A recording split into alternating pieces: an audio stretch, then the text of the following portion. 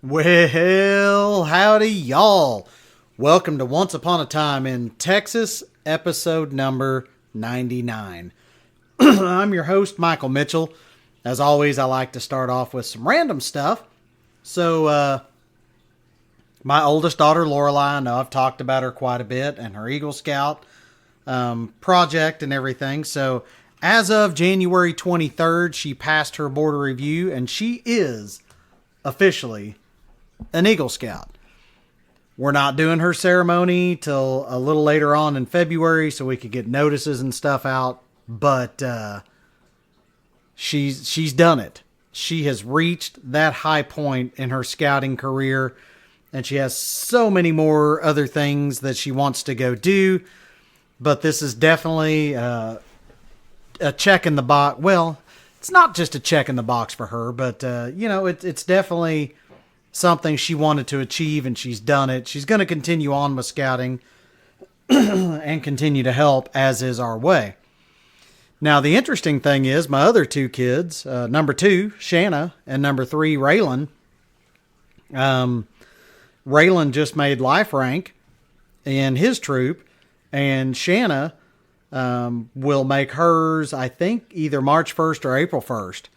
And so both of them are now talking about, you know what? Let's go ahead and get our Eagle Scouts wrapped up here in 2025. That way all 3 of my kids would get it in the same year. And they've already got some good ideas for Eagle projects. So pretty pumped about that. I had an improv show last Saturday night. I was a little blindsided. I got called by kind of our leader and the executive director of the Backdoor Theater here in Wichita Falls.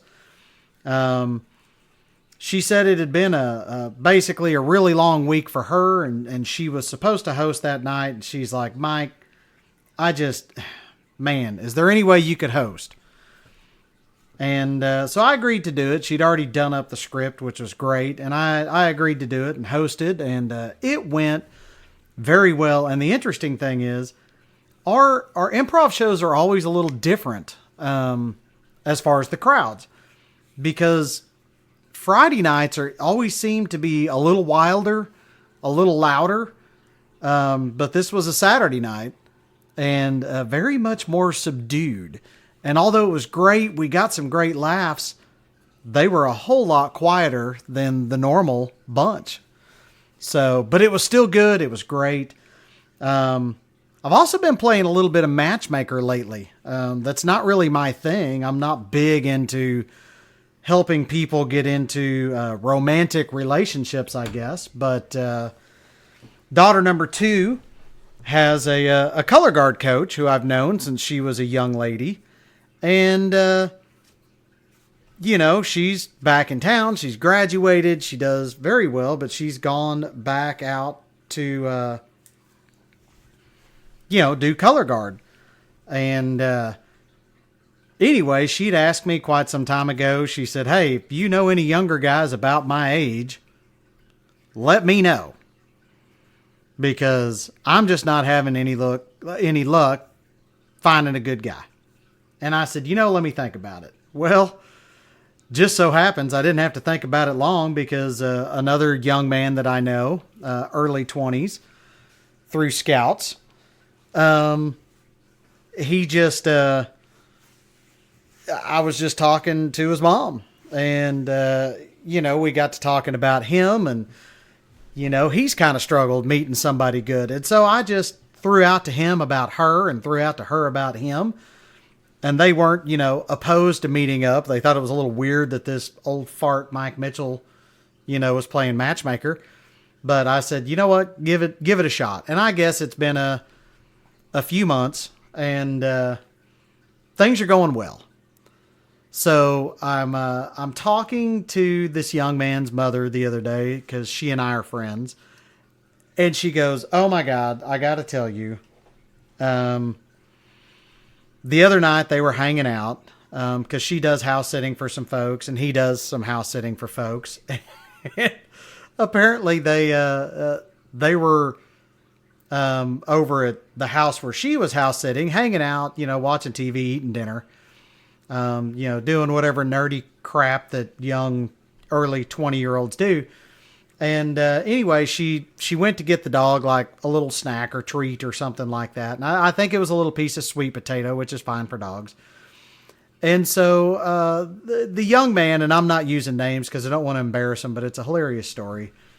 The young man is ADD, right? And so like the dog comes back and she gives the dog a piece of sweet potato. And so he's talking to the dog and he's like, oh, you like sweet potatoes, blah, blah, blah, And she is trying to be flirty, so I understand, and says, well, I can be your sweet potato. To which he replies in his ADD mind and voice, I don't really like sweet potatoes. They're not my thing. It still cracks up. She's trying to flirt with him and he doesn't pick up on it. And so anyway, she kind of holds up her hands and goes, well, that's the extent of my flirting tonight. And he replies, okay. And they go back to watching TV. And he says it doesn't dawn on him until he's on the drive home. He was like, oh no, she was trying to flirt with me. So his mom tells me this. I don't let him know that she had told me, and I call him. He calls me back and he's like, Mike, I messed up. I think I really messed up. Let me tell you what happened. So he tells me what happens, which is exactly how his mom had told me. And I'm laughing so hard. He's like, Mike, it's not funny. This is not funny at all. And I'm laughing because I already knew what had happened. I'm like, oh my gosh. Anyway, he called her. It's all good. She realizes he's an idiot. And it just still cracks me up. I don't like sweet potatoes. So anyway, poor kid. Just, man, dating, I guess, in today's world is tough. And it's even tougher, I guess, if you're an idiot and don't like sweet potatoes. And so I love this kid. If it ends up working out with them, I will probably tell this story at their wedding because it's just too good not to share. So y'all are getting a sneak peek on the podcast. Next week's show is number 100. And the plan is right now, I'm going to have my good buddy, Michael Kurtz, on. He is a little bit of a history buff as well. And he wants to come in and talk about Medal of Honor winners, I think. I think it was Medal of Honor. Anyway, it's one of those big medals and honors that people were given. And this was actually to his wife's grandfather or great-grandfather. And he's got a little bit of history on it. And I thought, what a cool way to do the 100th is get somebody else in here to talk, but talk about kind of this cool little bit of history. So this week, though, for number 99, we're going to talk about weird Texas laws. And so some are myth, some are legit, but let's go through and explore a few of these to make sure that you and I can stay out of trouble, especially if you live here in Texas or if you visit Texas. By God, I want to make sure that you guys are safe and don't break any laws. Before we jump into this, of course, I'd always like to thank our sponsors, me and Victory Home Loans. I know there are tons of people moving to and in Texas and Oklahoma, and I know a lot of y'all do too. So if you know somebody looking to buy a house in Texas or Oklahoma or need to refinance because of all that credit card debt from inflation over the last few years, or some older folks that need to do a reverse mortgage, something like that, tell them to holler at me. Let me help them out. Send them over to themichaelmitchell.com, THEMichaelmitchell.com. I'm a broker, and brokers are faster, cheaper, and easier than going to the big box banks.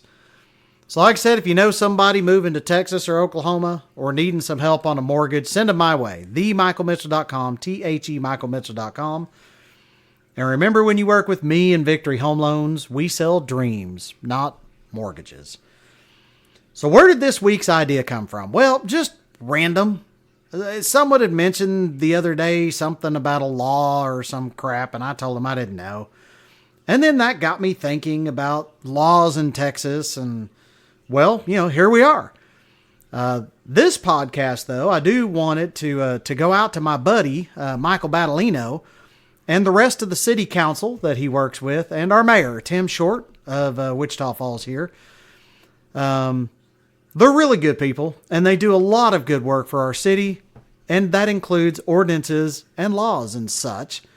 And so I hope they can find a little inspiration, maybe a smidgen of humor from this podcast, and maybe consider implementing some new ordinances here to keep Wichita Falls progressive and forward-thinking. And maybe they can find something out of this.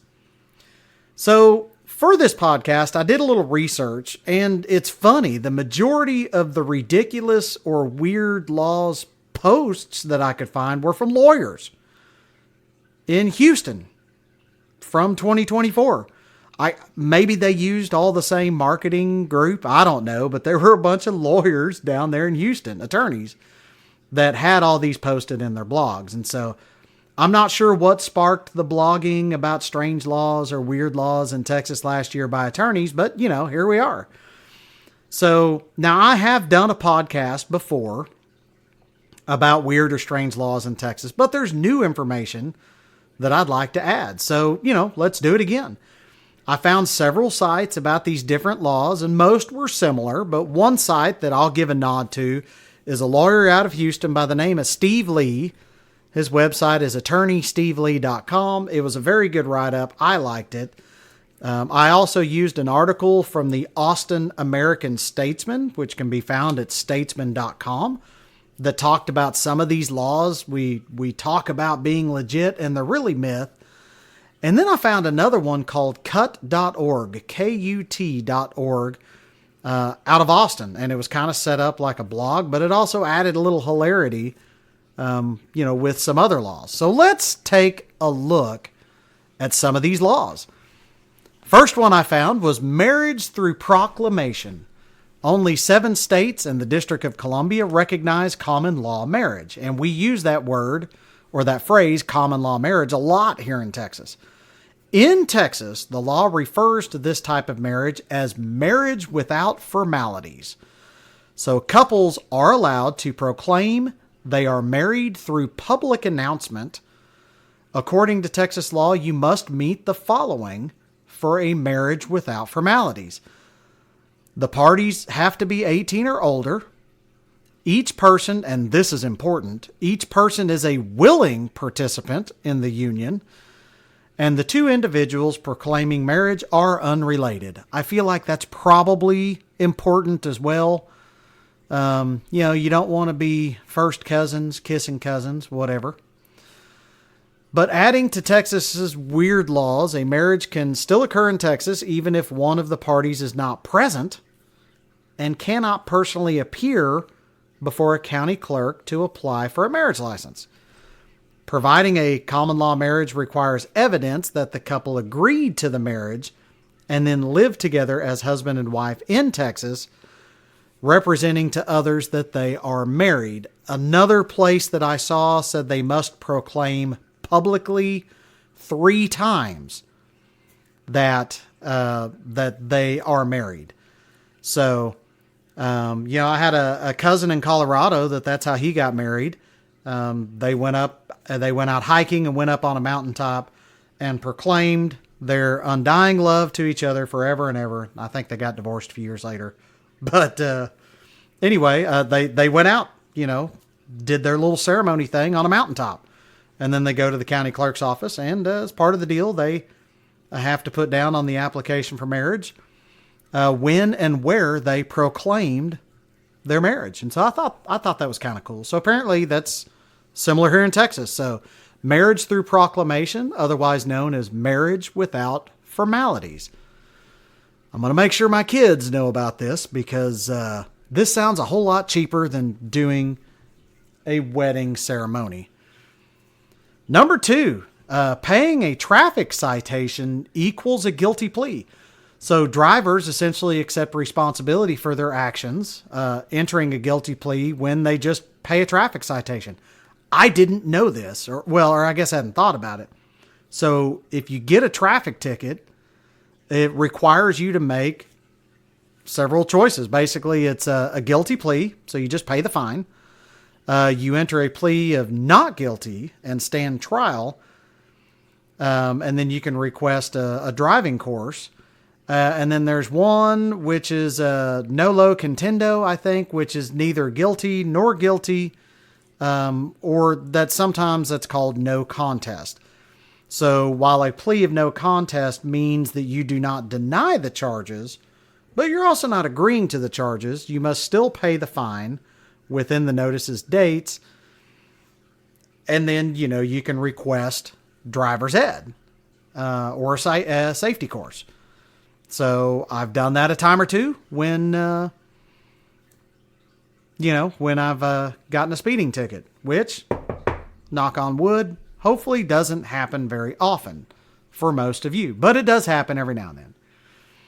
So number 3, tail lights for horses. So rumors of this weird Texas law that is believed to have originated in Texarkana are likely from the Texas Transportation Code, specifying requirements for animals or animal-drawn vehicles operating on the roadway. So Texas rules of the road state that individuals riding an animal or operating a vehicle drawn by an animal must abide by the laws that apply to individuals operating a vehicle on the highway. So many have interpreted this to mean both animals and vehicles they pull must be equipped with taillights. So failing to have working taillights on your car that you drive on Texas highways can result in fines.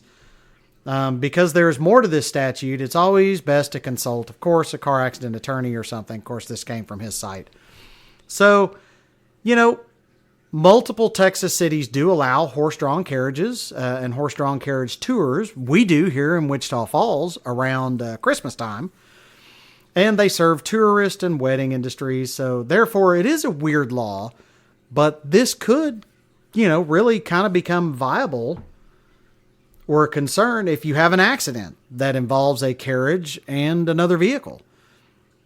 So, and I know our vehicles have little blinky tail lights on it. Our carriages do here in town. And, it is getting to be kind of a tradition here around Christmas. So, not a bad thing. Number 4, permit to party. It is illegal in many public spaces like parks to consume alcohol in Texas. Becoming intoxicated in these areas may lead to fines and penalties, so not good. Proof that you suffer injuries from someone imbibing in a public space without permission may constitute negligence on their part. Written by a true lawyer. So reference to this weird Texas law likely implies the need to have an alcohol permit in place to allow guests at a function in a rented public space to consume alcohol legally. But basically, when you break it down, you got to have a permit to party in a lot of Texas cities. Number 5, no nose nuisances permitted.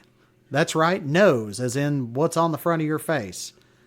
Effluvia are harmful or unpleasant discharges, odors, or secretions. So are you struggling with a neighbor's effluvia? Then this weird Texas law may apply to your case. Some towns in Texas are working diligently to protect your nose from substances emitting odor or effluvia.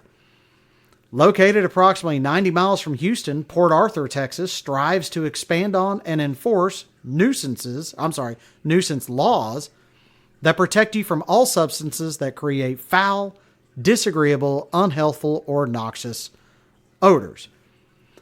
To take a more serious look at this law, the code addresses nuisances that may impact the environment. So one action the code addresses as a nuisance that may result in effluvium is maintaining privies, so toilets, surface closet cesspools, or a failure to connect to a sewer system. The law further addresses nose nuisances caused by putrid meats or decaying vegetables kept on the premises. So there you go. Take care of your nose in Texas. Number 6, No spitting allowed. Based on weird Texas laws still on the books, expectoration is a threat to some Texas towns and entities. Texas City, Texas addresses spitting as unlawful and does not allow spitting on any sidewalk, floor, or wall of any public building, nor on any part of any bus, taxicab, or other public vehicle that carries passengers for hire. It's just gross. Tobacco usage, snuff and other kind of stuff, probably led to a lot of this.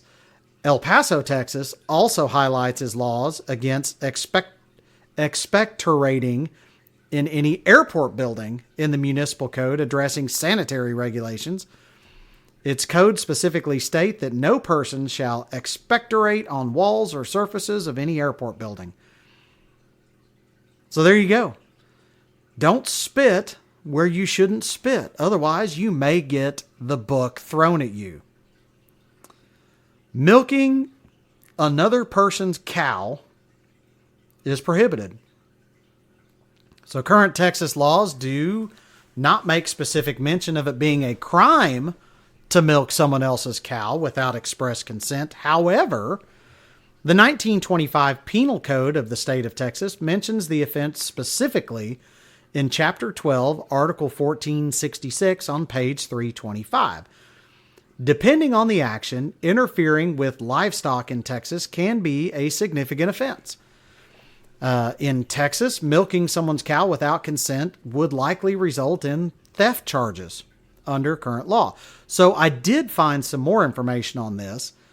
So a source note in the 1925 Penal Code reveals that the law was in effect as early as 1866, but was removed in 1973. However, milking someone else's cow does remain illegal today. The difference now is that the Texas law classifies it as a theft of personal property. Could you imagine being hung for milking someone else's cow? And then you arrive at the pearly gates and St. Peter's like, what are you doing here? You're not supposed to be here for a while. And you're like, well, I was thirsty and Bob's cow next door was just standing there. And, well, here I am. That's so stupid. Anyway, number 8, confetti and glitter crimes. Ooh, I like this one because I really do dislike glitter with the fiery passion of 1,000 suns. Like, I just hate glitter because, I have a wife and a couple of girls and it seems like they always like glitter. And to be frank, that crap gets everywhere and it never goes away. It just pops up and you clean and clean and clean. And that stupid glitter is in the house, on the porch, in your cars, whatever. Anyway, so if your plans include visiting the Dome Civic and Convention Center operated by the town of Borger, Texas, then leave your confetti and glitter at home. Thank you, Borger.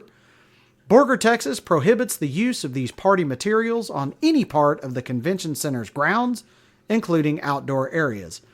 Bringing confetti or glitter on site violates the rules and regulations.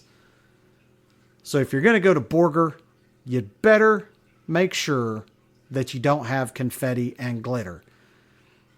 Michael Battolino, maybe we need to look into a glitter outlaw and fine here at the Multi-Purpose Events Center, because I'm sure they don't like cleaning up that crap either. Think about it. Maybe we'll go have lunch and draft that up. Number 9, windshield wipers are required. However, windshields are optional. Of course, because it's Texas. Jeep drivers or owners of vehicles with fold-down windshields are in luck in Texas. Under state law, windshields are not required. However, taking your automobile in for inspection requires the inspector to check for windshield wipers as evidence of financial responsibility. There you go. Number 10, permission to walk barefoot. It may be against a city's governing code of sanitation to go barefoot in some parts of Texas. We always recommend keeping your boots on to ensure your safety and prevent a sanitation violation, unless you know it's legal and safe not to do so. legal and safe not to do so. Permits may cost as little as $5. However, a fine may result in higher cost to you because laws vary. Check with local governing agencies if you want to barefoot your way through town. So this is put out by a lot of folks, and I was told as a kid that it is illegal to drive a car barefoot in Texas, and really it's kind of a myth. According to Texas Monthly, this law never existed. Due to the Great Depression, though, many people associated bare feet with poverty, and when car ownership grew ever more common, high schoolers received warnings about the consequences of driving shoeless, which is probably where I got told. I also remember someone telling me once it was illegal to drive around with a girl in your car that was barefoot. Apparently you could really have the book thrown at you then. I'm sure that probably had to do with promiscuity and trying to keep teenage hormones at bay, because, if a girl's in your car and the shoes come off, who knows what's going to happen. Sex and babies everywhere, I'm sure, is what people thought way back in the day. But let's go ahead and jump into 10 other laws that I found interesting. So, number 1, selling your organs. So Texas Penal Code 48.02 says it's illegal to sell human organs in Texas.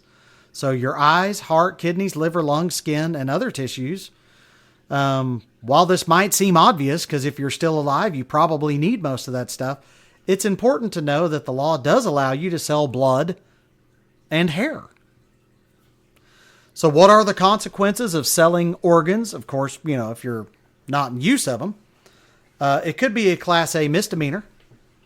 This could also lead to a conviction that results into up to 1 year in jail and or fines up to $4,000.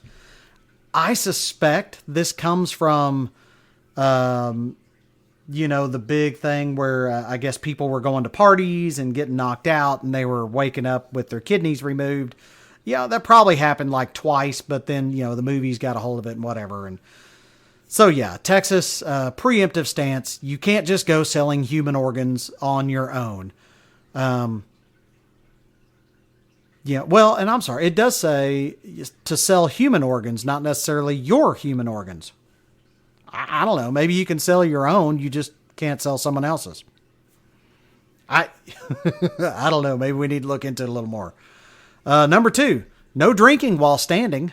This is important. In the panhandle town of LaForge, it's illegal to take more than 3 sips or swallows of beer while standing, though I really couldn't find why this law existed. It's very unclear, but I'm sure it has to do with public drunkenness, things like that. So LaForge, Texas, thank you for thinking ahead.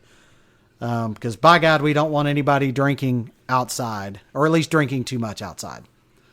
Number 3, if you want to eat your neighbor's trash, you'd better have permission. Under Texas Penal Code 31.04, eating your neighbor's garbage without permission can land you in jail for trespassing and property theft, which could honestly come in handy in my neighborhood because I never give anybody permission to dig through my trash. Yet we've got some people in my neighborhood that come dig through the trash. Man, I'm not judging. Whatever. I don't care. But what pisses me off is put the trash back in the trash can. Don't just leave it all over my alley. I'm getting tired of cleaning it up. So there you go. Michael, maybe we need to talk about that one. Number 4, carrying wire cutters. Don't do that. Now, I was told this a lot, that it was illegal to carry wire cutters in your back pocket. So there is a long-standing ordinance from the Wild West era of Texas which prohibited carrying wire cutters in your pocket. It remained in effect for many years. It wasn't until 1973 that the legislature updated the penal code and officially repealed the law, which is good. So now you can carry wire cutters. Thank heavens. Because as much fencing and stuff that I did as a young man, fencing like wire fencing, not, like sword fencing, I could have gotten caught a lot of times, I guess, and fined. However, it was after 1973, so I was probably safe. So I have heard about this particular law a lot, and we would still joke about it. However, I did read about a differentiated version today that carrying concealed wire cutters was the problem. I don't know. This is another one that I've heard and we've talked about on this podcast. Don't shoot buffalo from the second story of a hotel. Now, I did speak about this, and I do remember I was really confused as to why buffalo or bison were specifically named. Because, my family and I raised bison out on our small ranch in Henrietta, Texas. But it turns out the Legislative Reference Library of Texas has debunked this law as a myth. However, firing a gun out of your hotel window is still likely to upset management and is most likely illegal as wrongfully discharging a weapon or a firearm or using a firearm in an unsafe manner or something like that. So, if you want to hunt game in Texas, you need a license to do so. Just keep in mind, if you're staying in a hotel while on your trip to hunt game, you can't shoot at said game from your hotel. Even though this law is a myth, it's still not right. You're probably going to get in trouble. Number 6, this is one that I had heard about. Crime in Texas must come with a 24-hour notice. If you think you're about to pull off the perfect Texas heist, you better let someone know. So this law is actually another myth. Representative James Jim Castor tried to pass this law into law in 1973, but it was not passed. The proposed statute was known as the Failure to Warn Victim of Crime. I love this. If you're going to break the law, you got to give everybody 24 hours notice. Which I guess would give you time to think about whether you really want to break the law or not. Number 7, are you a flirt? Don't do it in San Antonio. It was once rumored that flirting with eyes or hands in public was in fact illegal in San Antonio. But it's also a myth. So flirting with your eyes or hands or, sweet potatoes, in my friend's case, is still legal in Texas. Number 8, don't sit on the sidewalk. In Galveston, it is illegal to sit on the sidewalk. You can be hit with a $500 fine according to city code ordinances. I suspect that has to do with vagrancy and stuff like that. But it's interesting. It is on the books in Galveston. Can't sit on the sidewalk. No, nay. Number 9, showing a little bit of stalking. Don't do it. In Denison and Bristol, it is illegal to show your stockings. So ladies, better pay attention. This penalty is up to a year in jail. However, that arrest is very unlikely to happen. And let's be honest, how many people still wear stockings? I mean, I'm sure it had to do with, we don't want to show too much ankle, stuff like that. But believe me, people out there are showing way more skin than that law could probably ever have thought of back in the day. Number 10, this is my favorite. Don't feather dust in public. While it sounds silly, it is against the law to use a feather duster to dust any Texas public building. This is important, guys. If you're going to use a feather duster, don't do it in a Texas public building. Who knows why it's there? And I'm not sure if it's the feather or the act of dusting or the type of feathers that's illegal. I don't know. Maybe there were a few too many public people that were into feather dusting. I don't know. I don't know what the deal is. Probably just somebody that didn't like the dust being spread around, pissed them off, so they made a law about it. So there you go. So what do y'all think? Let me know what other weird, off-the-wall, or interesting Texas history you'd like to hear about. I want to thank our sponsors again, me and Victory Home Loans. Keep in mind, if you know someone moving to or in Texas or Oklahoma, send them my way. TheMichaelMitchell.com, THE MichaelMitchell.com. Remember, I sell dreams, not mortgages. Thank you all for tuning into episode number 99 of Once Upon a Time in Texas. As always, remember, the stars at night are big and bright, deep in the heart of Texas. Y'all have a great week.